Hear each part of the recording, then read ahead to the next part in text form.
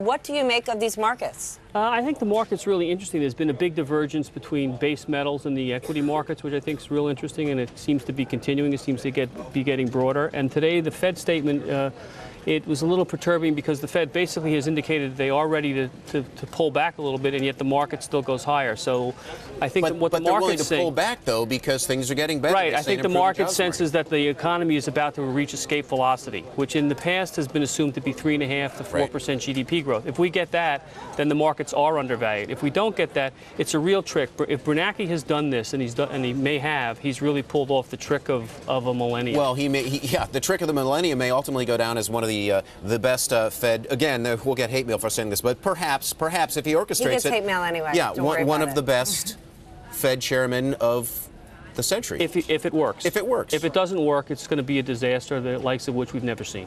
But are investors even paying attention to fundamentals, or at this point, do you just need to focus on Mario Draghi, the BOJ, and the Fed? Doing whatever Mario it takes. Draghi, the BOJ, and the Fed. Fundamentals matter, but they don't matter as much as the fact that there's Isn't a tremendous amount of money. scary? Yes, absolutely.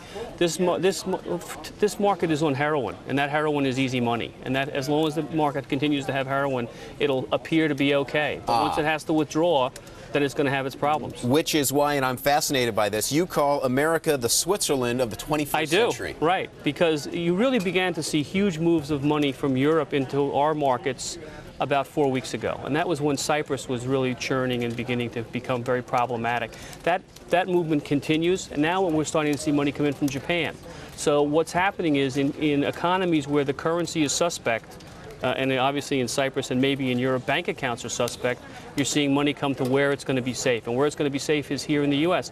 Not necessarily in the banks, where you're going to get no return, but in the U.S. equity markets. The U.S. equity markets are the Switzerland of the 21st century. And people, as you have pointed out in a number of your writings, and when you come on the show, they've been buying the big, safe, conservative, dividend-paying names, and yet you say move away from that, start buying some of the more cyclical names. Absolutely. I love technology, and I love parts of the energy market. I love domestic energy, natural gas, for instance, Marcellus Shale. All the shale plays look pretty good to us. And then you can buy some industrials. And I don't think you're going to go wrong with any of that, assuming the market, the economy is reaching escape velocity. If you can't make that assumption, then I wouldn't be in this. Well, you are making that assumption in effect with where you're putting your money. Right. We've been fully invested up until about this week. We began to pull back this week, take some profits, because even with this massive stimulus, this worldwide smorgasbord of credit, we think the market, parts of it are overvalued, and you should probably take some profits just in case. Look, big thing this week is the J.P. Morgan, Wells Fargo earnings on Friday. That's going to really set some direction. And then you have IBM next week. If IBM and what are you expecting out of the banks? I'm expecting pretty good earnings out of the banks. You know, they've got their credit under control.